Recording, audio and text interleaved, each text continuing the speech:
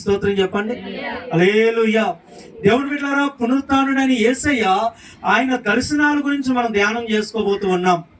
ఆయన ఎవరెవరిని ఎప్పుడు దర్శించాడు, దర్శించిన ప్రతిసారి ఆయన వారిని ఎలా బలపరిచాడు అనే విషయాలు మనము ఈ యొక్క 2-3 వారాలు మనం ధ్యానం చేయబోతూ ఉన్నాం.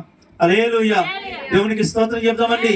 హల్లెలూయా. అయితే దేవుని బిడ్డలారా, ఆయన తిరిగి లేచిన తర్వాత, సమాధిని కలిసి తిరిగి లేచిన తర్వాత అనేక మందిని దర్శించినప్పుడు ఆయన కొన్ని ప్రశ్నలు వేశాడు.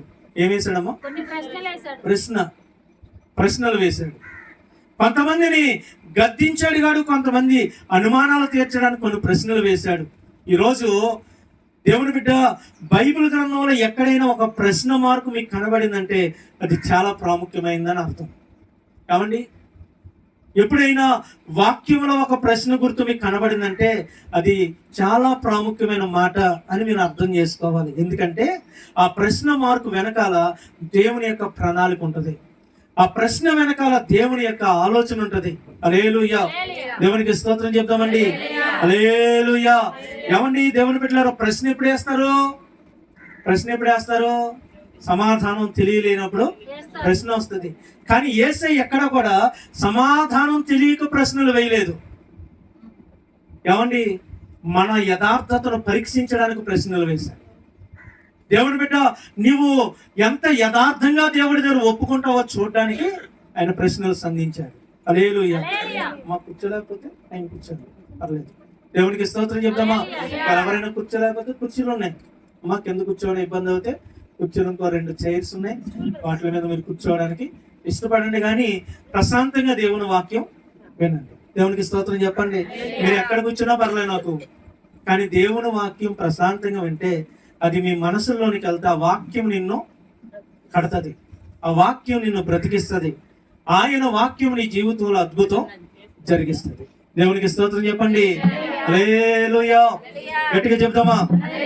ఈ ముందు నుంచి మాటలు ఏమని రావట్లా, గట్టిగా చెప్పండి. హల్లెలూయా. చాలా మంచిది దేవుని బిడ్డలారా.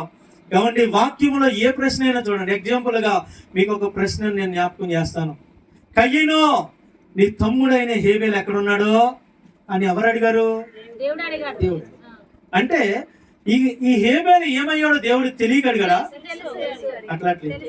తెలుసా తెలీదా? తెలుసు. అంతకుముందు ఏదోను వనంలో ఆదాము నువ్వెక్కడున్నావు అని అడిగాడు. దేవుడికి తెలీదా ఎక్కడున్నాడో? మాట్లాడలేదు. తెలుసా తెలీదా? తెలుసు. తెలిసే ఎందుకు అడిగాడు? ఆదాము ఏమండి తన పాపాన్ని ఒప్పుకోలేకపోయాడు. కయ్యను తన పాపాన్ని దాచిపెట్టుకున్నాడు. ఆదామా ఎక్కడున్నావు అన్నప్పుడు ఆదాం అంటున్నాడు, అయ్యా నీ స్వరం విన్నప్పుడు నేను భయపడి దాక్కున్నానయ్యా అంటున్నాడు. హల్లెలూయా. ఎవని భయపడ్డానయ్యా, దాక్కున్నానయ్యా అంటున్నాడు. కానీ ఎందుకు భయపడ్డాడో, ఎందుకు దాక్కున్నాడో చెప్పాడా? మాట్లాడలేదు. చెప్పాడమ్మా? చెప్పలా. హల్లెలూయా. దేవుని బిడ్డలారా, తర్వాత కయ్యను అడిగాడు. కయ్యను నీ తమ్ముడు ఎక్కడున్నాడో అన్నాడు. అప్పుడు కయ్యను ఏం చేశాడు? తన తమ్ముడైన హేబేలు మీద పడి అతన్ని చంపేశాడు.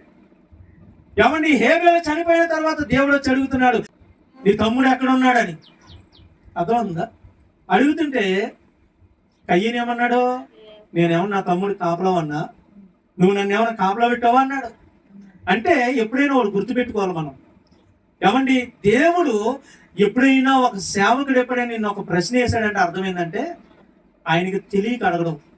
తెలుసు, నువ్వు చేసింది తెలుసు, నీ మాట తెలుసు, నీ జీవితం తెలుసు, నీ హృదయం తెలుసు. కానీ మనం ఏమనుకుంటామంటే ఓకే దేవుడికి తెలియదు కాబట్టి మనం గుట్టి చప్పుడు కాకుండా మనం అంటే ఇంకెవ్వడికి తెలియదు. పిల్ల అనుకుంటుందంట, ఏమండి కొండలో మూతిట్టి నేను ఎవ్వడు చూడట్లేదు అనుకుంటుందంట. హల్లెలూయా. ఈలోపు నాలాంటి వాడు ఎవడొకడు వచ్చి నెట్టేరు కొడేస్తాడు. అవునా కదా? మాట్లాడట్లేదు. హల్లెలూయా. స్తోత్రం చెప్పండి. దేవుని బిడ్డలారా, మనం కూడా అలాగనుకుంటాం. చేయాల్సినవన్నీ చేస్తానంటాం, దేవుడికి ఏమీ తెలియదు అనుకుంటాం. లేదు, ఆయన అన్ని చూసే దేవుడు, సమస్తం చూస్తున్న దేవుడు. ఆయన ఎప్పుడైనా ఒక ప్రశ్న దేవుని నోటిలోంచి వచ్చిందంటే ఆయన తెలియక నిన్ను అడగడు. ఏమని అననీయ సప్పీరాలను ఒక ప్రశ్న అడిగాడు. ఏమని? అననీయా నీ భూమి ఎంతకే అమ్మావా అన్నాడు. అడిగాడా లేదా? ఎవరు అడిగారు? దైవజనుడు అడిగాడు, సేవకుడు అడిగాడు. నీ భూమి ఎంతకే అమ్మావు అంటే అననీయ ఏమన్నాడు? ఇంతకేనయ్యా. అబ్బా ఎంత చక్కగా అబద్ధం ఆడిండు. ఏమండి, అబద్ధం ఆడితే ఇలా ప్లాస్టింగ్ చేసినట్టు ఆడిండు. అసలు తడికలు కూడా కాదు, ప్లాస్టింగే. హల్లెలూయా. ఎంతకే అమ్మానో అన్నాడు. వెంటనే సేవకుడు అన్నాడు, నీవు అబద్ధమాడి నీ భూమి మేలలో కొంత దాచిపెట్టుకొని పరిశుద్ధాత్మని ఎందుకు మోసం చేయాలనుకున్నావు అంటే, దేవుడు నిన్ను అడుగుతున్నప్పుడు నువ్వు సరైన సమాధానం చెప్పట్లేదంటే నువ్వు ఎవరిని మోసం చేస్తున్నట్టు? చెప్పండి. దేవుణ్ణి మోసం చేస్తున్నట్టు. హల్లెలూయా. దేవుని కళ్ళు నువ్వు కప్పగలవా? దేవునికి తెలియకుండా నువ్వు ఏదైనా చేయగలవా? దావీదు అంటాడు 139వ కీర్తనలో, అయ్యా నేను కూర్చోవడం నీకు తెలుసు, నేను లేవడం నీకు తెలుసు. మాట నా నాలుకకు రాకమునిపే నా ఆలోచన నువ్వు గ్రహించిన దేవుడు అయ్యా. నేను పాతాళానికి వెళ్ళిన అక్కడ ఉన్నావు, సముద్రంలోనికి వెళ్ళినా ఉన్నావు, రెక్కలు కట్టుకుని ఆకాశానికి ఎగిరిపోయినా అక్కడ కూడా నీ ఆత్మ నన్ను గమనిస్తుందయ్యా. స్తోత్రం చెప్పండి. తల్లి, దేవుడు నిన్ను చూస్తున్నాడు, దేవుడు నిన్ను గమనిస్తున్నాడు. గమనిస్తున్న దేవుడు నిన్ను సరి చేయడానికి, నీ హృదయాన్ని తెలుసుకోవడానికి, నీలో ఎంత యథార్థత ఉందో నీ మాటల్లో వినడానికి ఆయన కొన్ని ప్రశ్నలు వేస్తాడు. ఆ ప్రశ్నలకి నువ్వు యథార్థంగా జవాబు చెప్పావు అనుకో, దేవుని ఆశీర్వాదాన్ని పొందుతావు, ఆశీర్వదించబడతావు. పునరుత్థానుడైనటువంటి యేసయ్య, మరణాన్ని గెలిచి లేచినటువంటి ప్రభువు, ఏమండి, ఆయన భూమి మీద తిరిగినటువంటి 40 దినాల్లో అనేక మందిని అనేకమైన ప్రశ్నలు వేశాడు. ఈరోజు వాటిల్లోంచి కొన్ని మాటలు మనం వినబోతూ ఉన్నాం. హల్లెలూయా. దేవునికి స్తోత్రం చెప్పండి. యోహాను సువార్త 20వ అధ్యాయములో ఒక మాటను మనం చదువుదాం. యోహాను సువార్త 20వ అధ్యాయము 15వ వచనం.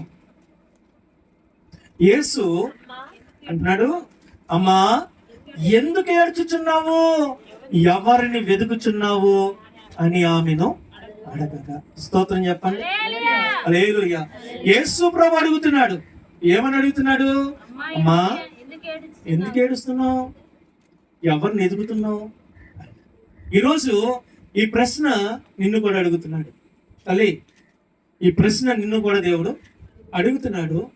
నువ్వు అనేకమైన సార్లు కన్నీరు కారుస్తూ ఉండొచ్చు, అనేకమైన సార్లు ఏడుస్తూ ఉండొచ్చు, ఏవేవో వెతుకులాడుతూ ఉండొచ్చు ఈ లోకంలో.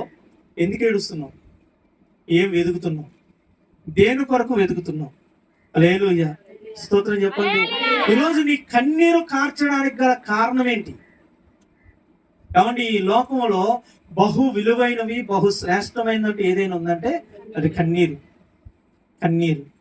ఏమండి, నవ్వు ఎప్పుడైనా నవ్వచ్చు, నటించుకుంటా కూడా నవ్వచ్చు. కానీ నువ్వు నటించుకుంటే ఏడిస్తే కళ్ళంటే నీళ్ళు వస్తాయా?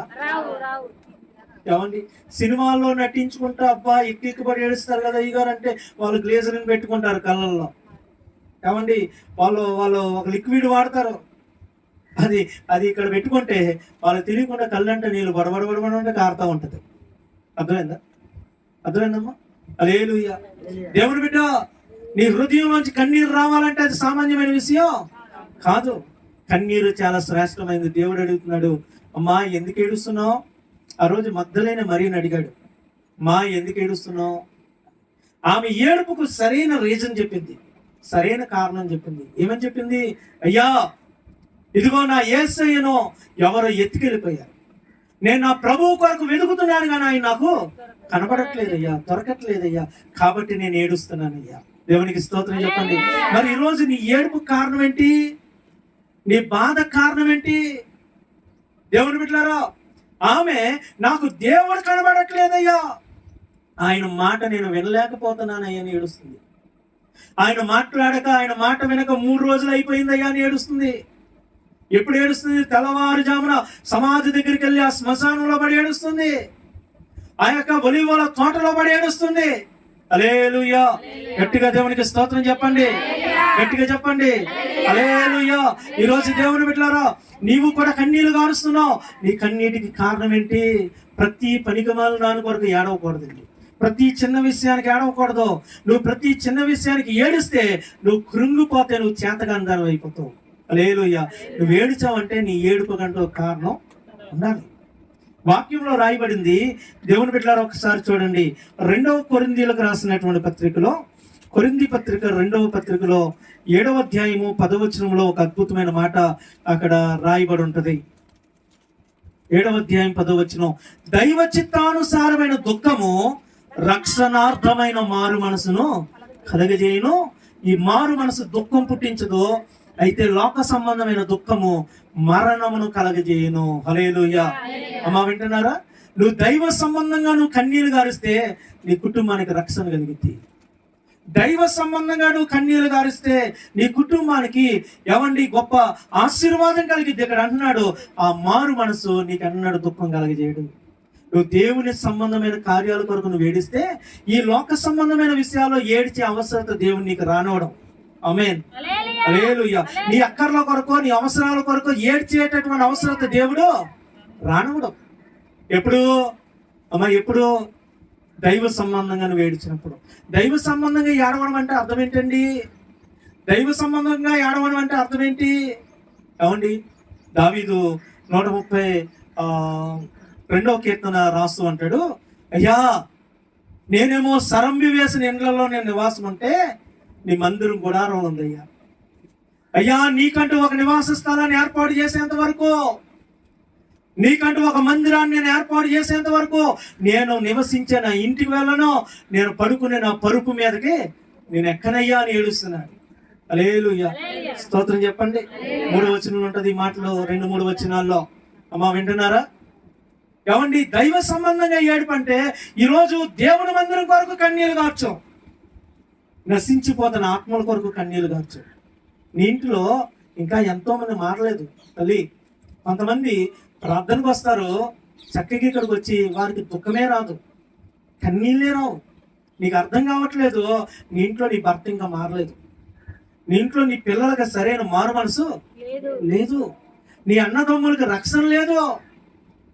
అనేక మంది అగ్నిలోనికి ప్రయాణం చేస్తున్నారు, నరకం వైపుకు అడుగులు వేస్తున్నారు. దేవుని బిడ్డ, హాస్పిటల్లో ఎవరి చిన్న చిన్న ఖాళీలు పోయి హాస్పిటల్లో పడితేనే నీ బంధువులు ఎవరైనా అక్కడికి వెళ్ళి బడబడబడమంటే ఏడుస్తావే. మరి ఇప్పుడు అగ్నిగుండంలో పడ్డానికి వాళ్ళు సిద్ధంగా ఉన్నారు, నరకంలో పడ్డానికి సిద్ధంగా ఉన్నారు. వాళ్ళ కొరకు ఎంత ఏడవాలి నువ్వు? వాళ్ళ రక్షణ కొరకు నువ్వు ఎంత కన్నీళ్ళు గార్చాలి? ఎందుకు నవ్వుతున్నావు? స్తోత్రం చెప్పండి. హల్లెలూయా. వారి రక్షణ కొరకు నువ్వు ఎంత కన్నీళ్ళు కారవాలి? వారి కొరకు నువ్వు ఎంతగా దేవుని సన్నిధిలో విలపించాలి? ఇట్లారా వాక్యం చెప్తుంది, దైవ సంబంధమైన దుఃఖం, ఆత్మానుసారమైన దుఃఖం మనలో ఉండాలి. హల్లెలూయా. హల్లెలూయా. ఏమండి, ఆస్తి లేదనో, ధనం లేదనో, ఉద్యోగం లేదనో, వ్యాపారం లేదనో వాటి కొరకు కాదు మనం ఏడవలసింది. హల్లెలూయా. దేవుని బిడ్డ, అయ్యా నాలో సరైన మారు మనసు లేదయ్యా నేడు, అయ్యా నా ఆలోచనలు నేను జయించలేకపోతున్నానయ్యా నేడు, అయ్యా నేను పరిశుద్ధంగా బ్రతకలేకపోతున్నాయనయ్యా అని ఏడు. మొన్న శుక్రవారం రాత్రి యోబు జీవితం కొరకు నేను మీతో మాట్లాడాను. యోబు దీవించబడ్డానికి కారణాలు చెప్పాను. అందులో మరొక 2 కారణాలు, ఏమంటే 2 విషయాలు ఆ రోజు నేను చెప్తానన్నాను కానీ సమయం లేదు. అందులో ఒక మాట ఈ సందర్భంగా నేను మీకు జ్ఞాపకం చేస్తాను.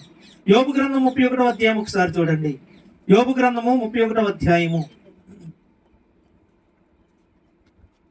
1వ వచనం,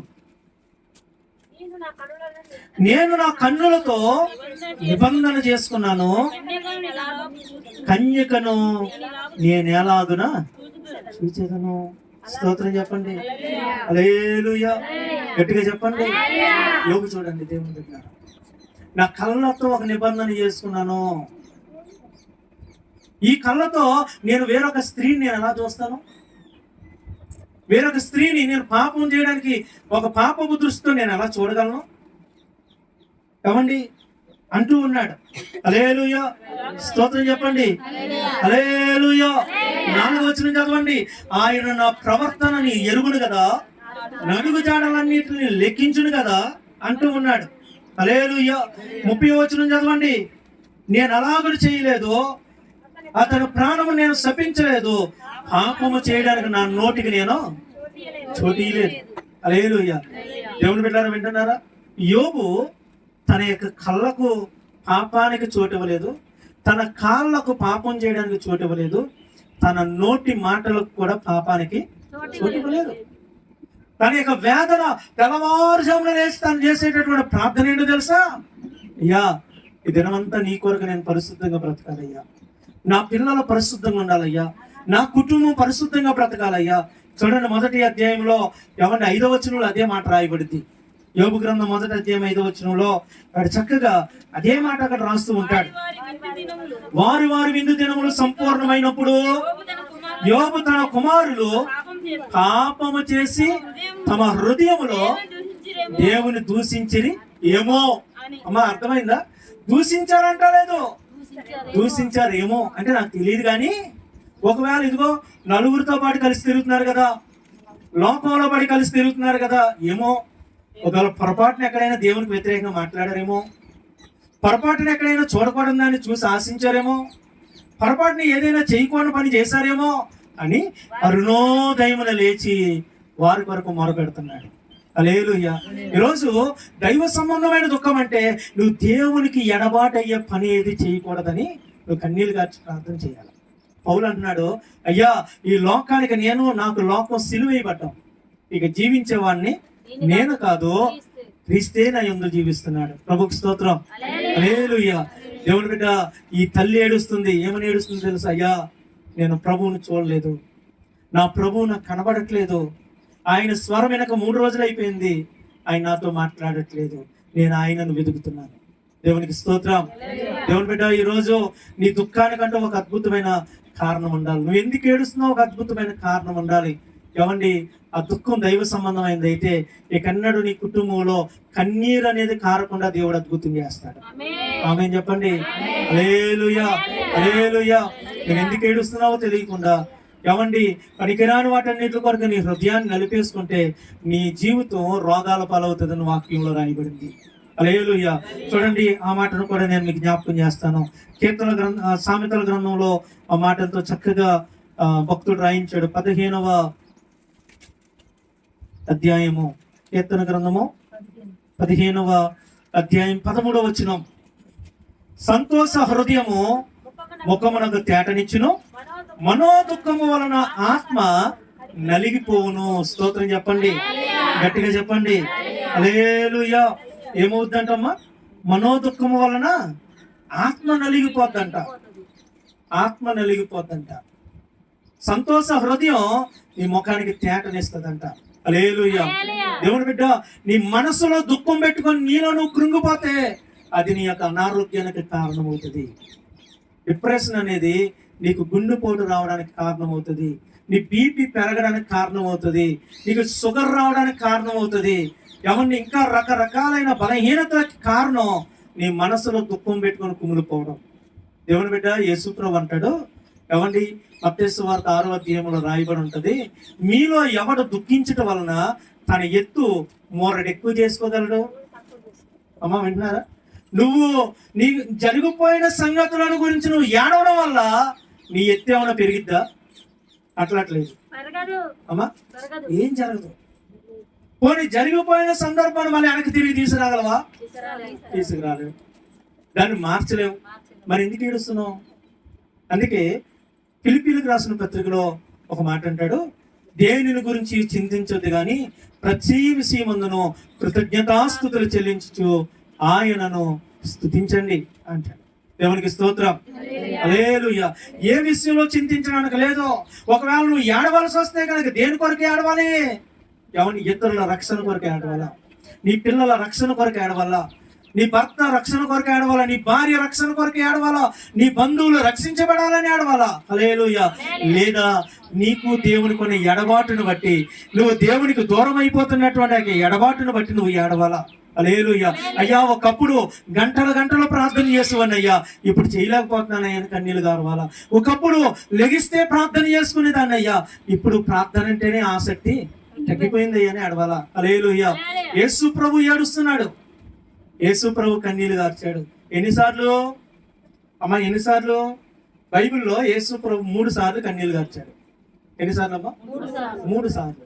ప్రభుకి స్తోత్రం చెప్పండి. హల్లెలూయా. 3 సార్లు ఆయన ఏడ్చినట్లు ఉంటది. ఏమండి? ఎప్పుడెప్పుడు ఏడ్చాడు?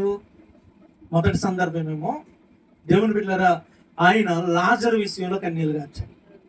లాజరు చనిపోయినప్పుడు కన్నీరు గార్చాడు. హల్లెలూయా. ఎప్పుడమ్మా? లాజరు చనిపోయినప్పుడు కన్నీరు గార్చాడు. హల్లెలూయా. ఎందుకు కన్నీరు గార్చాడు? తనను నమ్మిన వారు ఏడుస్తుంటే ఆయన దుఃఖాన్ని దిగమింగలేకపోయాడు. ఆత్మలో పరితాపం పట్టలేక యేసు కన్నీళ్లు గార్చెను అని యోహాను సువార్త 11:35 స్పష్టంగా రాయబడి ఉంటది. హల్లెలూయా. గట్టిగా స్తోత్రం చెప్పండి. నిజమే దేవుని బిడ్డలారా, యేసు ప్రభు తన తల్లి కొరకు ఏడవలేదు, తన అన్నదమ్ముల కొరకు ఏడవలేదు, తన వారు ఎవరి కొరకు ఏడవలేదు, కానీ ఆత్మ సంబంధమైన వారి కొరకు ఏడ్చారు. వాళ్ళ దుఃఖంలో వంటి ఈయన కన్నీళ్లు గార్చాడు. ఈరోజు నువ్వు ఏడవలసి వస్తే, నీ సంఘ బిడ్డలు ఎవరికైనా అనారోగ్యంగా ఉంటే ఏడు, కన్నీళ్లు గారు. వారు బాగు కొరకు కన్నీళ్లు గారు. వారు బ్రతికించబడాలని ఏడు. నీ ప్రాంతంలో వాళ్ళు ఎవరైనా నాశనానికి నడుస్తుంటే వారి కొరకు ఏడువు. త్రాగుడు వ్యసనాల్లో ఉంటే, అయ్యో తండ్రి, నా కళ్ళెదురుగుండా పెరిగినటువంటి బిడ్డలో చెడిపోతున్నారయ్యా, త్రాగుడికి అలవాటు పడ్డారయ్యా, వ్యభిచారానికి అలవాటు పడ్డారయ్యా, వ్యసనాల్లో తిరుగుతున్నారయ్యా, అయ్యా రౌడీయుతం చేస్తున్నారయ్యా, వారిని మార్చేయని ఏడువు. అది నీకు దీవెన, అది నీకు ఆశీర్వాదం. హల్లెలూయా. హల్లెలూయా. ఏమని మరొకసారి యేసు ప్రభు ఎక్కడ కన్నీళ్లు గార్చాడో తెలుసా? యెరూషలేము పట్టణాన్ని చూసి మాట వెనుక తిరుగుబడి దేవునికి వ్యతిరేకంగా నడుస్తుంటే కన్నీళ్లు గార్చాడు. ఈరోజు అనేకమైన సార్లు చెప్తున్నప్పటికీ ఎవరైతే వినట్లేదో, ఎవరైతే తిరుగుబాటు చేస్తున్నారో, ఎవరైతే ప్రభు సన్నిధికి దూరంగా పరిగెడుతున్నారో వారి కొరకు ఏడు. ప్రభు నిన్ను దీవిస్తాడు, ప్రభు నిన్ను ఆశీర్వదిస్తాడు. హల్లెలూయా. గట్టిగా దేవునికి స్తోత్రం చెప్దాం. మూడోసారి సిలువలో ఆయన ఏలి ఏలి లామా సబక్తాని బిగ్గరగా కేక వేశాడు. దుఃఖముతో బిగ్గరగా కేక వేశాడు. అప్పుడు ఎందుకు ఏడ్చాడు తెలుసా? తండ్రితో తనకున్న సంబంధం ఎడబాటు అవుతుందని. హల్లెలూయా. ఈరోజు మనం ప్రార్థన మానేసినా మనకి ఏడుపు రాదు, కానీ 10 రూపాయలు పోతే మాత్రం ఏడుపు వస్తుంది. హల్లెలూయా. అమ్మా, అవునా కదా? 10 రూపాయలు పోతే ఏడుపు వస్తుంది. ఏమండి, 1000 దినాల ఆశీర్వాదం ఒక రోజు ఇస్తానన్న ప్రార్థన పోతే మాత్రం ఏడవం. మనం మందిరానికి దూరం అయినప్పుడు మనకి ఏడుపు రాదు, సంఘానికి దూరం అయితే ఏడుపు రాదు, ప్రార్థనకు దూరం అయితే ఏడుపు రాదు. కానీ ఈ లోకంలో అత్త తిట్టిందనో, అమ్మ కొట్టిందనో, ఏమండి, లేకపోతే భర్త మాట అన్నాడనో, భార్య మాట వినలేదనో ఏడ్చే వాళ్ళు ఉన్నారు. అది సరైన ఏడుపు కాదు బిడ్డలారా, సరైన ఏడుపు కాదు. అది ఒక రోజు ఉంటే తర్వాత పోతాయి. అది నువ్వు తీర్చుకోగలవు, మార్చుకోగలవు. నువ్వు మార్చలేని సమస్యల కొరకు నువ్వు ఏడు. ఆ ఏడుపు చాలా ప్రాముఖ్యమైనది. హల్లెలూయా. గట్టిగా దేవునికి స్తోత్రం చెప్దామా? గట్టిగా చెప్దాం. హల్లెలూయా. రెండవది లూకా సువార్త 24:17 రెండవ విషయాన్ని జ్ఞాపకం చేసుకుందాం. మొదటి విషయంలో చిన్న క్లారిటీ ఇస్తాను. మొదటి విషయంలో ఈ యొక్క మరియమ్మ ఏడిసింది, మగ్దలేనే మరియ. ఆయన అన్నాడు, అమ్మా ఎందుకు ఏడుస్తున్నావు అన్నాడు. ఆమె సరైనటువంటి కారణం చెప్పింది. ఏమని చెప్పింది? అమ్మా ఏమని చెప్పింది? ఎందుకు ఏడుస్తున్నావు అంటే, అయ్యా నా ప్రభువుని ఎవరు ఎత్తుకెళ్ళిపోయారయ్యా, ఆయన ఎక్కడుంచారు నాకు కనబడట్లేదయ్యా, ఆయనను కనుక నువ్వు చూస్తే నాకు చెప్పు, నేను ఆయనను మోసుకెళ్ళిపోతాను అంది. వెంటనే ప్రభు ఆమె దుఃఖాన్ని తీర్చడానికి యేసు ప్రభు తన్ను తాను ప్రత్యక్షపరుచుకున్నాడు. హల్లెలూయా. గట్టిగా స్తోత్రం చెప్పండి. ఆమె దుఃఖాన్ని వెంటనే తీర్చాడు, ఆమె కన్నీటిని తుడిచాడు. ఆయన తన ప్రత్యక్షతను ప్రభు ఆమెకి ఇచ్చాడు. అంటే ఆత్మ సంబంధంగా ఏడిస్తే నీ ఏడుపుకు తక్షణమే దేవుని దగ్గర సమాధానం వస్తుంది. హల్లెలూయా. తక్షణమే ప్రభువు యొద్ద నుంచి నీకు సమాధానం వస్తుంది. అక్కడ రెండో మాట కూడా అన్నాడు, ఎవరిని వెతుకుతున్నావు అమ్మా, ఎవరిని వెతుకుతున్నావు? హల్లెలూయా. స్తోత్రం చెప్పండి. హల్లెలూయా. ఏమంటే నాకు ఒక ఫ్రెండ్ ఉండేవాడు. మా ఫ్రెండ్ సాయిబాబా గుడికి వెళ్ళేవాడు, నాతో పాటు కాలేజ్ చదివినట్టు వాడు. సాయిబాబా గుడికి గురువారం నాడు వెళ్ళేవాడు. యారా ఎంత భక్తి ఎలా వచ్చిందిరా నీకు? తప్పకుండా అసలు ప్రతి గురువారం సాయిబాబా గుడికి వెళ్తున్నామంటే వాడు అన్నాడు, అక్కడికి మా లవర్ వస్తుందిరా, ఆమెను చూడటానికి వెళ్తా. అంటే ఎవరిని ఎదగడానికి వెళ్ళాడు? లవర్ని. ఏమండి, అమ్మాయిని చూడడానికి వెళ్ళినాడు. విన్నారా? ఈరోజు వెతుకులాడుతూ ఉంటారు. కొంతమంది దేవుని మందిరానికి వస్తారు, కానీ వాళ్ళు దేవుని మందిరానికి వచ్చి వెతుకులాటలు వేరే ఉంటాయి. వేరే వాటి కోసం వెతుకుతారు. అట్లా వచ్చి నువ్వు వేరే వాటి కోసం వెతకడానికి మందిరానికి వస్తే నువ్వు దీవించబడవు, శపించబడతావు. శాపం వస్తుంది, ఆశీర్వాదం రాదు, గుర్తుపెట్టుకో. హల్లెలూయా. ప్రభు అన్నాడు యోబు గ్రంథం 8వ అధ్యాయం ఒకసారి చూడండి. యోబు గ్రంథం 8వ అధ్యాయంలో ఒక అద్భుతమైన మాట అక్కడ రాయబడి ఉంటుంది 6వ వచనంలో. యోబు గ్రంథము 8వ అధ్యాయము క్షమించండి 6వ వచనం కాదు 5వ వచనం. నీవు జాగ్రత్తగా దేవుని వెతికిన ఎడల. అమ్మా ఎలాగా? ఎలా వెతకాలి? జాగ్రత్తగా. అదేంటండి దేవుని వెతకడానికి జాగ్రత్త ఎందుకు అమ్మా? దేవుని వెతకడానికి జాగ్రత్త కావాలా? కావాలి అమ్మా, కావాలి. స్తోత్రం చెప్పండి. హల్లెలూయా. ఎందుకు కావాలి? నువ్వు జాగ్రత్తగా ఆయనను వెతకపోతే ఆయన నీకు దొరకడం. ఎందుకు దొరకడం అంటే చిన్న చిన్న మాట నేను మీకు జ్ఞాపకం చేస్తాను. ఇప్పుడు కింద అమ్మా కింద చాలా రాళ్ళు ఉన్నాయి, అందులో ఒక డైమండ్ రాయి పడిపోయింది అనుకో, ఎలా ఎతకాలి అప్పుడు? అసలు రాళ్ళు లేవు, ఇలా గచ్చు మీద పడింది అనుకోండి, నీకు ఇట్టే కనబడుతుంది, వెంటనే కనిపించింది. కానీ అదే కింద చాలా రాళ్ళు కుప్ప ఉందనుకోండి, అందులో ఏది వజ్రమో తెలుసుకోవడానికి అవునా కదా, అన్ని రంగు రాళ్ళే, అందులో విలువైన వజ్రం పడిపోయింది, దానికోసం నువ్వు జాగ్రత్తగా వెతకాలి. అలాగే నేటి దినాల్లో దేవుళ్ళుగా పిలువబడే వాళ్ళు చాలా మంది ఉన్నారు. ఏది నిజమైనటువంటి దైవ లక్షణమో నీకు తెలియాలంటే నువ్వు జాగ్రత్తగా గమనించుకుంటూ వెతకాల. హల్లెలూయా. అసలు దేవుడు అంటే ఏంటి, దేవుడికి ఉండవలసినటువంటి గుణాలేంటి, దేవుడికి ఉండవలసినటువంటి లక్షణాలేంటి, ఇది నీకు తెలియాలంటే నువ్వు జాగ్రత్తగా వెతికితే కానీ నీకు అర్థం కాదు. అర్థమవుతుందా? హల్లెలూయా. ఒక పద్యం ఉంటది, ఉప్పు కప్పు రంగు ఒకేలా ఉంటాయి కానీ ఉప్పు వేరే, కర్పూరం వేరే. ఏమండి లోకంలో పిలవబడే ఒకేలా కనబడతాయి, లక్షణాలను నువ్వు జాగ్రత్తగా పరిశీలిస్తేనే ఏది నిజమైందో నీకు తెలుస్తుంది. రుచి చూడాలా, ఉప్పు ఏదో కర్పూరం ఏదో నీకు తెలియాలంటే ఏం చేయాలి? నాలుగు మీద పెట్టుకోవాలా. అలాగే ఇందాక మనం చదువును 34వ కీర్తనలో దేవుని బిడ్డలారా అక్కడ రాయబడి ఉంటది 9వ వచనం అనుకుంటా, 8వ వచనం 9వ వచనంలో, యెహోవా ఉత్తముడని రుచి చూసి. నువ్వు గుడ్డిగా రావద్దు, అయ్యా మా తాత నమ్ముకున్నాడు, మా మామ కొలిసింది, మా నాన్న కొలిసాడు, నేను కొలుతున్నాను, ఇట్లాంటి గుడ్డితనంతో నువ్వు వెళ్ళొద్దు. దేవుడి విషయంలో రుచి చూడు, తెలుసుకో. ఏమండి టేస్ట్ చూడకుండా ఇది బాగుంది బాగోలేదని ఎలాగ నువ్వు చెప్పగలుగుతావు? ఇప్పుడు నా ఎదురుగుండా 10 కూరలు పెట్టారు అనుకోండి, ఏమండి నాకు భోజనం పెట్టి మీరే మీ ఇంట్లోనే నాకు భోజనం పెట్టారు, 10 రకాల కూరలు పెట్టారు, నేను ఒకటి వేసుకున్నా. మీరు వచ్చారు అయ్యగారు ఇదేంటి ఇన్ని పెడితే ఒకటి వేసుకున్నారు అంటే నేను అన్నా ఈ 9 కూరలు బాగోలేదమ్మా అన్నాను అనుకో, ఎలా ఉంటది నీకు?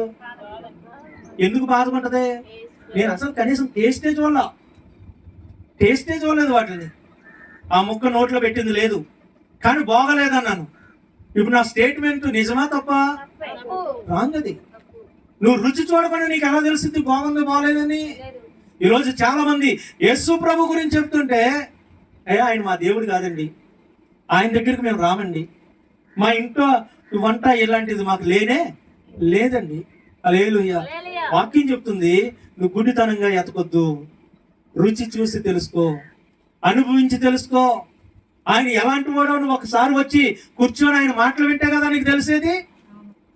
ఆయన ఎలాంటి వాడో నువ్వు అనుభవిస్తే కదా తెలిసేది. ఈరోజు సేవ చేసే మేము దేవుని బిడ్డలారా, ఎవరి చిన్నప్పటి నుంచి క్రైస్తవుల్లో పుట్టి పెరగలేదు మేము.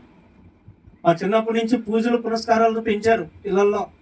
వాళ్ళు మేము ప్రార్థనకి వెళ్తే మా నాన్న పిచ్చి కొట్టేది పోవద్దని. హల్లెలూయా. అమ్మ వింటున్నారా? మా అమ్మను అసలు రానిచ్చేవాడు కాదు. మా ఇళ్ళల్లో ఇంకా మా చిన్న ఒక ఆయన ఇంకా అదే పూజల్లో ఉన్నాడు. ఏమండి ఇంకా మా ఇంటి పక్కన మా బంధువులు పెద్దమ్మ అనేటటువంటి ఒక ఆమె మీదకి ఉగ్రం వచ్చేది, దేవత వచ్చేది, ఊగేది. ఎంతో భయంకరమైనటువంటి విగ్రహారాధన, భయంకరమైనటువంటి పూజలు.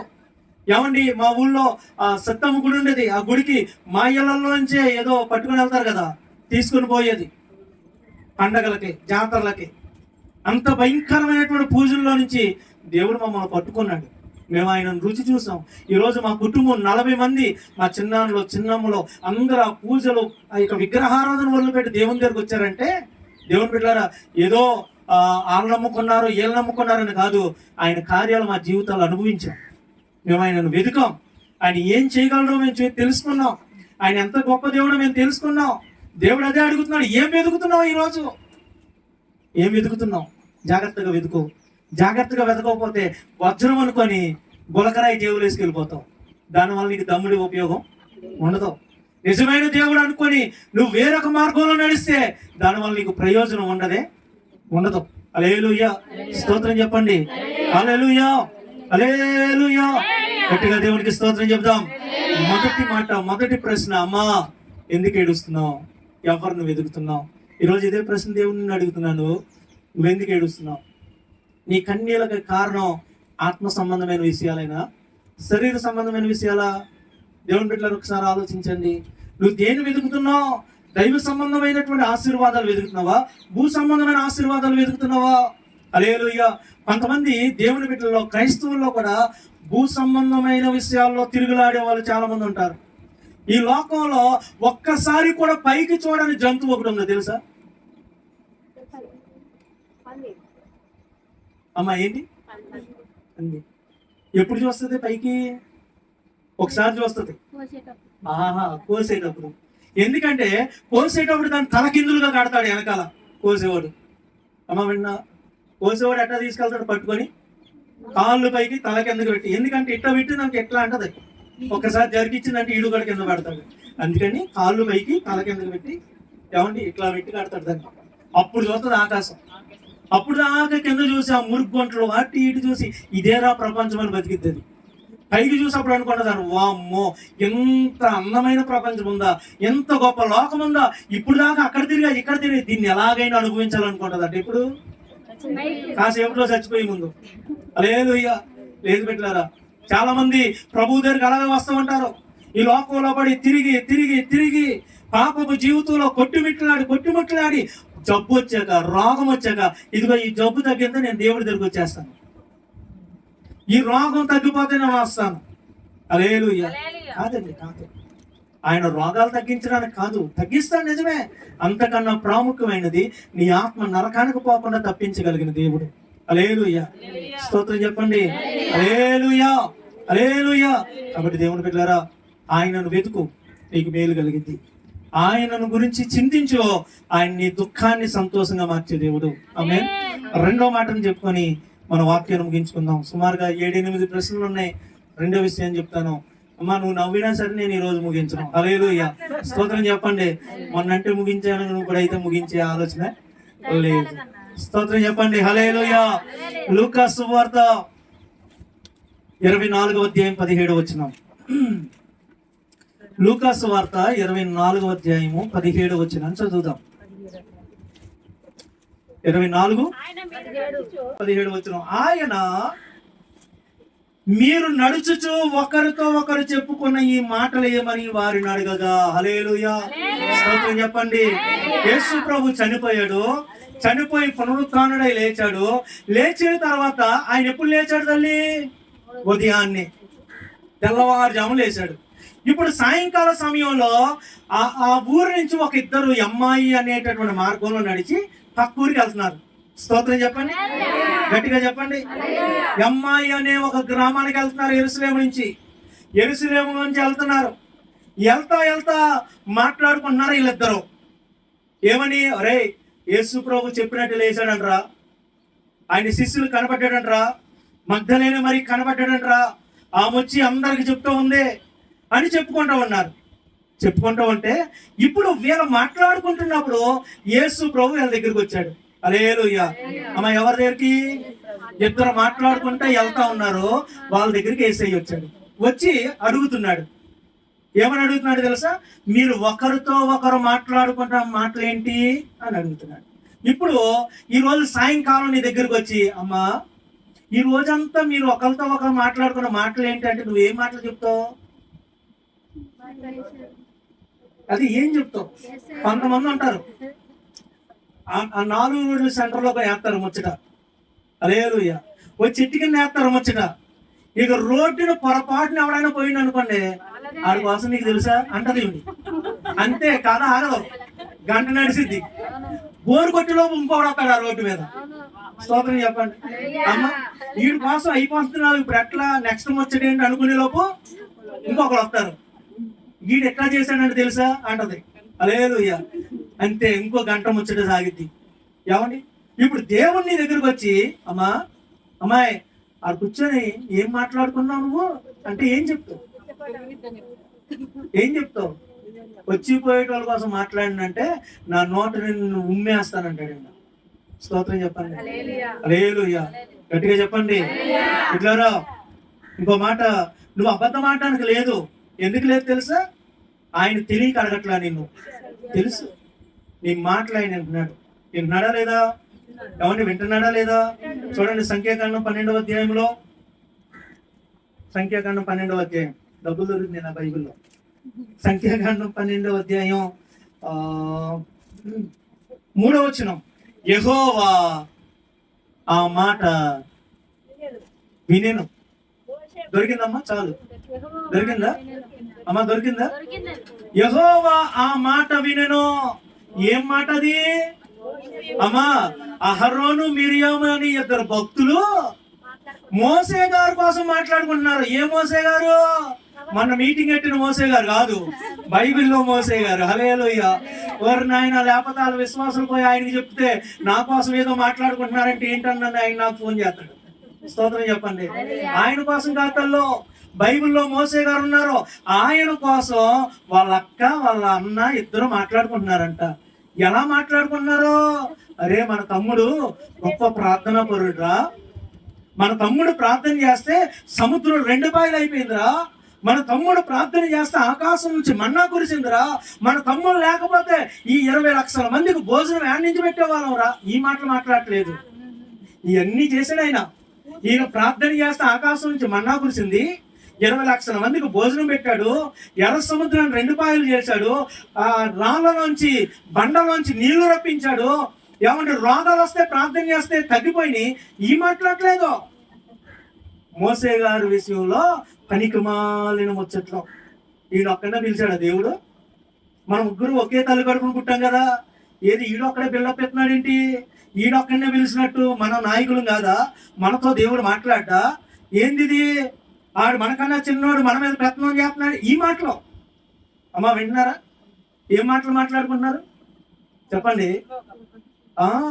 చాడీలు, ఏమండి కించపరిచే మాటలు, ఒకరి విలువను తగ్గించే మాటలు, ఒకరి హృదయాన్ని కాయపరిచే మాటలు. ఈ మాటలు మోసే గారు తెలుసుకొని సాగిలు పట్టాడంట. స్తోత్రం చెప్పండి. అక్కనే అన్నని ఏమంటాడండి? ఏమనలేక దేవుని బిడ్డ సాగిలు పడి దండం పెట్టాడంట. నన్ను క్షమించండి రా, కానీ నేను బాధ పెట్టానేమో, నన్ను క్షమించండి అంటే దేవుడు 3వ వచనంలో అంటున్నాడు, యెహోవా మాట వినెను. ఏ మాట విన్నాడమ్మా? అమ్మా నువ్వు మాట్లాడుతున్నావు చూసావా కొంతమంది కోసం? అమ్మో నువ్వే కొంతమంది కోసం మాట్లాడుతున్నావు కదా, ఆ మాట దేవుడు విన్నాడు. జాగ్రత్త. హల్లెలూయా. నీ మాట సరిగ్గా ఉందా లేదా జాగ్రత్త. వింటున్నాడు ఆయన, వినే దేవుడైనా. ఇద్దరు నడుచుకుంటూ వెళ్తుంటే దగ్గరికి వచ్చి అడుగుతున్నాడు, ఏం మాట్లాడుతున్నావు, ఎవరి కోసం మాట్లాడుతున్నావు అన్నాడు. ఈరోజు నోరున్న కాదని ఎవరి కొరకు పడితే వాళ్ళ కొరకు మాట్లాడితే సహించే దేవుడు కాదైనా. నీ నోట పరిశుద్ధమైన మాటలు కావాలని దేవుడు కోరుకుంటున్నాడు. పనికి మాలిన బూతులు మాట్లాడకూడదని వాక్యంలో ఎఫెసీయులకు రాసిన పత్రిక 5వ అధ్యాయంలో స్పష్టంగా రాయించాడు 7వ వచనంలో. హల్లెలూయా. ఎవని మీ నోట సరసోక్తులైనను పోకిరి మాటలైనను బూతులైనను రాకూడదు అన్నాడు ఆయన. హల్లెలూయా. దేవునికి స్తోత్రం చెప్పండి. ఎవండి నువ్వు ఇతరుల కొరకు మాట్లాడుకోకూడదు. ఎవండి దుష్టుల ఆలోచన చొప్పున నడవక, పాపుల మార్గమున నిలవక, అపహాసకులు కూర్చునే చోట కూర్చోవద్దని మొదటి కీర్తన 1వ వచనంలో రాయలేదా? నువ్వు అపహాసించే వారి మధ్యలో కూర్చొని ఏం మాట్లాడుతున్నావు? ఈరోజు ఈ ప్రశ్న నీకే. అక్క వింటున్నావా? అన్నావు, ఈ ప్రశ్న నీకే. ఏం మాట్లాడుతున్నావు? నువ్వు దేవుణ్ణి ఎరిగిన వాడివి, దేవుణ్ణి తెలుసుకున్న వాడివి. ఏం మాట్లాడుతున్నావు? ఎవరి కోసం మాట్లాడుతున్నావు? దేవుడు అడుగుతున్నాడు ఇక్కడ. వారితో అడుగుతుంటే వాళ్ళు అంటున్నారు, అయ్యా మేము ఈ నజరేయుడైన యేసయ్య గురించి మాట్లాడుకుంటున్నాం. మరి నువ్వేం మాట్లాడుతున్నావు రోజంతా? అమ్మ విన్నావా? దేవుడు అంటున్నాడు, ఏం మాట్లాడుతున్నావు నువ్వు అంటే సమాధానం ఏం చెప్తావు? ఈ రోజంతా ఏం మాట్లాడు ఒకసారి ఆలోచించి. నువ్వు రోజు ఏం మాట్లాడుతున్నావు ఆలోచించి. కొంతమంది లెగిస్తే పక్కింటోళ్ళు ముచ్చట్లే. వాళ్ళ ఇంట్లో ఏంటి రాత్రి ఏంటి ఒకటే అరుపులు వినబడుతున్నాయి ఏంటి? ఏమండి నీకెందుకు వాళ్ళ ఇంట్లో అరుపుల కోసం నీకెందుకు? కొట్టుకుంటారు, తిట్టుకుంటారు, ఏదైనా చేస్తారు, నీకెందుకు చెప్పండి? ఎందుకు నీకు? నీ ఇల్లు మంచిగా ఉందా? నీ పిల్లలు మంచిగా ఉన్నారా? వాళ్ళ కోసం కన్నీళ్ళు గార్చి ప్రార్థన చేయొచ్చుగా. పక్కింటి వాళ్ళు వచ్చి నీకెందుకు?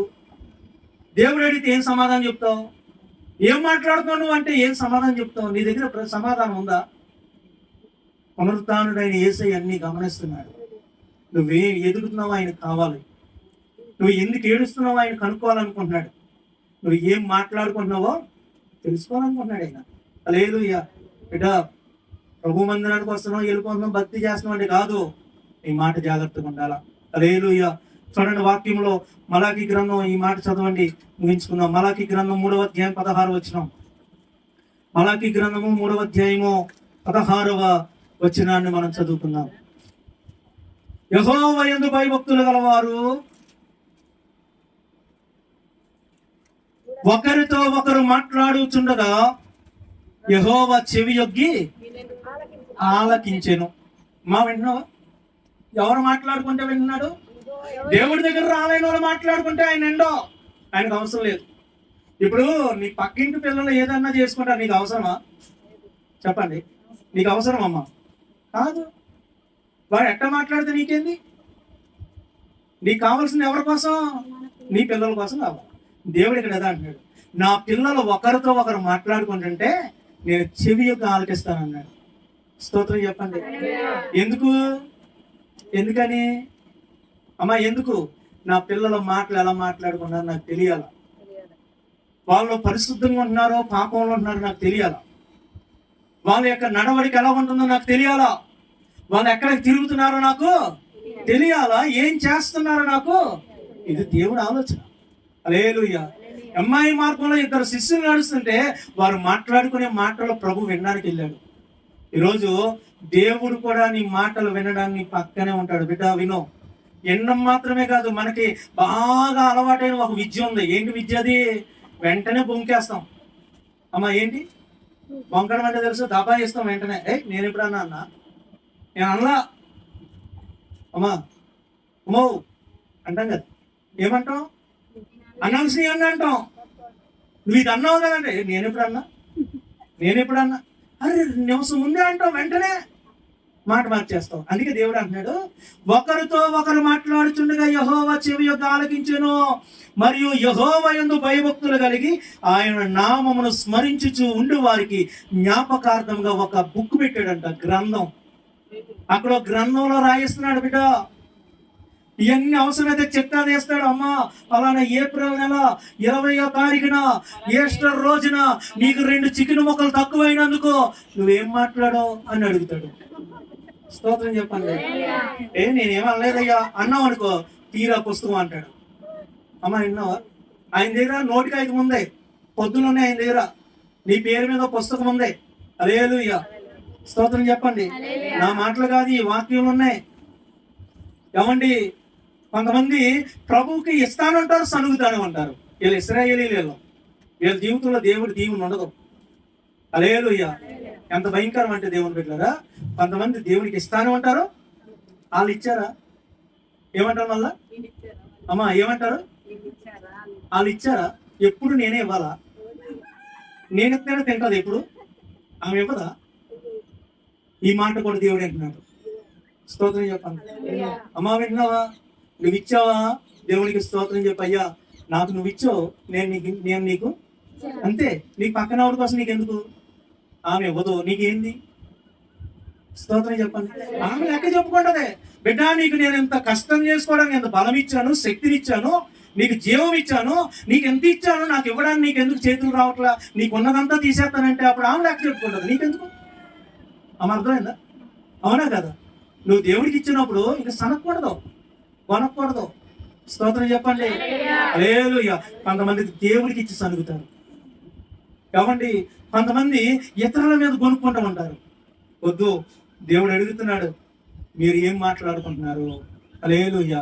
వారు మంచి మాటలు వారు మాట్లాడుకుంటున్నారండి. ఈరోజు నువ్వు సాడీలు చెప్తున్నప్పుడు, సనుక్కుంటున్నప్పుడు, ఇతరుల మీద నువ్వు పనికిమాల ముచ్చట్లు చెప్పుకున్నప్పుడు ఆకాశం నుంచి ఒక స్వరం వచ్చి, బిడ్డ రత్న ఏం మాట్లాడుతున్నావు అన్నాడు అనుకో దేవుడు. ఏమైపోతావు అంటే ఈమంటే ఏమంది కాబట్టి ఈమె పేరు ఎత్తా, అదే మీ పేరు ఎత్తాను నా పేరు ఎందుకు ఎత్తాడు అయ్యగారు అని ఇంటికి వెళ్ళాం, మళ్ళీ గంట సేపు మీటింగ్ వేస్తారు మీరు. హల్లెలూయా. కాబట్టి ఎందుకు వచ్చిన బాధ? ఏమన్నా పక్కింట్లోనే ఉంటది. స్తోత్రం చెప్పండి. మేము పాడతాం. హల్లెలూయా. గట్టిగా దేవునికి స్తోత్రం చెప్దాం. హల్లెలూయా. అమ్మ అర్థమవుతుందా? నా మాట అర్థమవుతుందా లేదా? అర్థమైందా లేదా? కాబట్టి నీ మాటలు జాగ్రత్త, నీ మాట జాగ్రత్త. ఏమండి, మత్తయి సువార్త 12వ అధ్యాయం 34వ వచనంలో అంటాడు, మనుష్యుడు పలికే ప్రతి మాటను గురించి విమర్శ దినమున లెక్క చెప్పాలి. ఏం చెప్పాలమ్మా? చెప్పండి అమ్మా, ఏం చెప్పాలి? ఇప్పుడు లెక్క చెప్పాలమ్మా. నువ్వు ఒక 50,000 అప్పు తీసుకున్నావు, 50,000 తీసుకున్నావు. 2022 సంవత్సరం 10వ నెల 20వ తారీఖుని తీసుకున్నట్టు నోటికాయితం ఉందనుకో, నువ్వు అబద్ధం ఆడగలవా? నోటికాయితం లేదు. నేను 2022లో కాదు 23లో తీసుకున్నాను అంటావు నువ్వు. అప్పుడు లెక్కలు తేల్తాయా? మాట్లాడలేదు. తేల్తాయా? మీరు పనికి వెళ్తున్నారు, ఒక బుక్ పెట్టుకొని అటెండెన్స్ చేస్తున్నారు కాబట్టి నీ దాంట్లో అటెండెన్స్ ఉండదు. నువ్వు 10 రోజులు వచ్చావు, కావాలంటే పుస్తకం ఉందంటావు. అదే నీ దగ్గర పుస్తకం లేదనుకో, 10 రోజులు వచ్చినా నేను 20 రోజులు అంటది. యాడ్ తెచ్చేస్తా డబ్బులు. స్తోత్రం చెప్పండి. అలాగే ప్రతి మాటను గురించి దేవుడు లెక్క అడుగుతానన్నాడు. ఆయన దగ్గర చిట్టా ఉంది. ఏముందమ్మా? ఏమండి, సినిమాల్లో చిత్రగుప్తుడు అనే ఒక ఆయన ఉంటాడు. ఆడున్నాడో లేదో నాకు తెలియదు, కానీ యేసయ్య దగ్గర మాత్రం ఇదిగో దేవదూతలతో రాయిస్తూ ఉన్నాడు ప్రతి మాటను. దేవునికి స్తోత్రం. హల్లెలూయా. నీ చిట్టా మొత్తం దేవుడు ఒక రోజు తీస్తాడు. అందుకే ఒక పాట ఉంటుందండి, చక్కని పాట. ఈ పాట మీకు వచ్చేదో నాకు తెలీదు. కాలం సమయం నావేనంటూ అనుకుంటున్నావా, రోజులన్నీ నావేనంటూ జీవిస్తున్నావా, దేవుని ఎదుట నిలిచే రోజుంది, ఆ దేవునికి బదులిచ్చే రోజుంది, నీ లెక్కలప్ప చెప్పే రోజుంది, నీ తప్పులు తూకం వేసే రోజుంది. హల్లెలూయా. ఏంది? దేవుని దగ్గర నిలిచే రోజుంది, దేవునికి బదులిచ్చే రోజు, నీ తప్పులు లెక్క చెప్పే రోజు ఒకటి ఉంది, నీ పాపాలన్నీ తూకం వేసే రోజు ఒకటే ఉంది. కాబట్టి బిడ్డ ఏం మాట్లాడుతున్నావు జాగ్రత్త. ఈరోజు 2 మాటలు మనం నేర్చుకున్నాం, 2 మాటలు మనం విన్నాం. మొదటిది, ఏం వెతుకుతున్నావు, దేని కొరకు ఏడుతున్నావు. మూడోది, దేవుని బిడ్డ ఏం మాట్లాడుతున్నావు. 3 మాటలు. స్తోత్రం చెప్పండి. ఈ విషయాల్లో జాగ్రత్తగా ఉండండి. దేవుడు మనల్ని చూస్తున్నాడు. అమ్మా, మొదటి రాకడ అయిపోయింది. ఏమైపోయింది? మొదటి రాకడ అయిపోయింది. ఆయన మొదటి రాకడలో ఎలా వచ్చాడు? కరుణామయుడికి వచ్చాడు, గొర్రె పిల్లకి వచ్చాడు, ఏమండి పాపులను ప్రేమించేవాడికి వచ్చాడు, ప్రాణం పెట్టడానికి వచ్చాడు, వెళ్ళిపోయాడు. ఇప్పుడు 2వ రాకడ ఉంది. ఎన్నో రాకడే? 2వ రాకడ. అప్పుడు ఎలా వస్తాడు? దొంగలాగా. ఏమండి? ఓకే, దొంగలాగా వస్తాడు. ఎందుకు వస్తాడు? అప్పుడు దొంగలాగా వస్తాడు. ఎందుకు వస్తాడు? అమ్మా, దోచుకోవడానికి వస్తాడా? లేదు, తీర్పు తీర్చడానికి వస్తాడు. స్తోత్రం చెప్పండి. మొదట ప్రాణం పెడతానికి వచ్చాడు, ప్రేమించడానికి వచ్చాడు. నీకోసం ప్రాణం పెట్టాడు, ప్రేమించాడు, పాపాల నుంచి విడిపించి నీకు ఒక బ్రతికిచ్చాడు, నీకు ఒక దీవెనిచ్చాడు. ఇప్పుడు 2వసారి వస్తున్నాడు. ఎందుకో తెలుసా? నీ తప్పులన్నిటిని ఆయన ముందు పెట్టి గద్దించడానికి. ఇంకా తీర్పులోంచి తప్పించబడ్డం ఎవరి వల్ల కాదు, జాగ్రత్త కలిగి భక్తి కలిగి మనం ఎదిగితే తప్ప, ప్రతి విషయంలో మన పరిశీలన చేసుకుంటే తప్ప. కళ్ళు మూసుకుందాం, ప్రార్థన చేసుకుందాం. అందరు కూడా కళ్ళు మూసుకోండి. శుభ్ర ప్రార్థన, ఆశీర్వాదం.